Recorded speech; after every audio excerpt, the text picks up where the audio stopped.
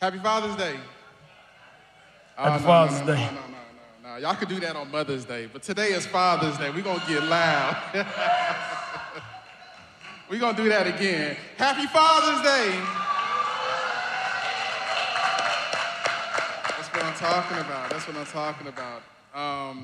This event right here should have actually happened about like 3 years ago, and I'm going to let Justin go into why it didn't happen 3 years ago. Yeah, 3 years ago we had we actually had a show book to do poetry, do this Father's Day poem, and then the morning that we were supposed to do it, Tam water broke and LJ came. So he made me a father, and I still thought I was gonna get to do it. I had no idea, no clue.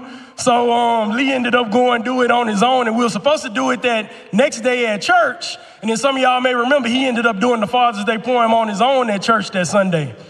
So today we gonna do it. It means a lot more to me now than it would have meant back then, because now I'm a father, of course, and also it'll be 2 years in February that my dad passed away.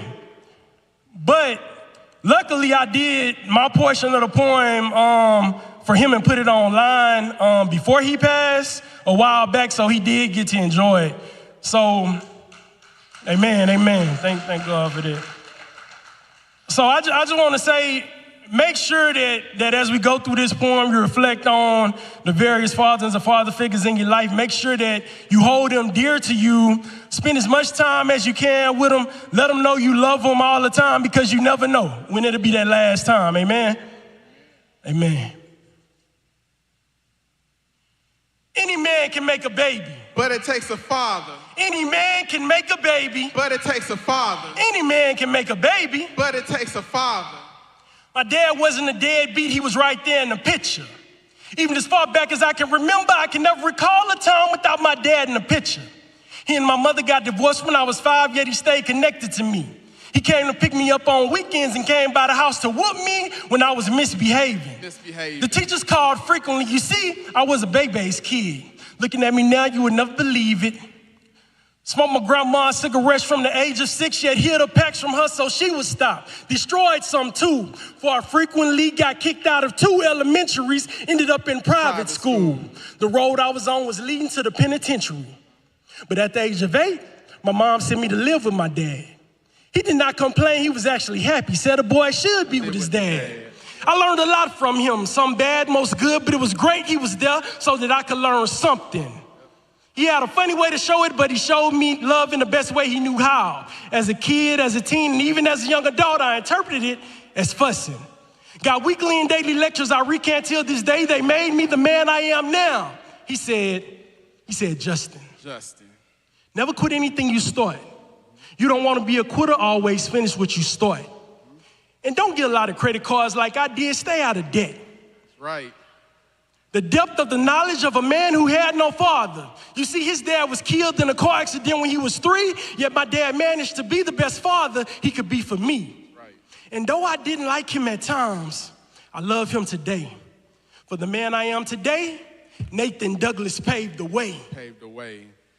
Any man can make a baby, but it takes a father. Any man can make a baby, but it takes a father. Any man can make a baby, but it takes a father. See, we wrote a letter for the fathers because it bothers us that fathers never get their flowers till the casket drops. So until the casket drops, we're gonna raise a toast to a good man, my dad, my pops, Dornabari, Manadum, who knew how to shoot from the hips without a handgun. He was handsome, dedicated, hard worker, educated, knew how to hustle when hard times sought to separate him from his dreams. See, he kept his eyes on the prize, and he made it. He set the bar high because he refused for his children to set the bar low. He refused to be poverty-stricken, so I thank God that he picked him to be my father and never let me know what it feels like to never have a father in a household who can teach me to walk with pride and stand bold. See, my father, he understood the streets in a way that I never appreciated and allowed me to learn hard lessons when I deviated. So I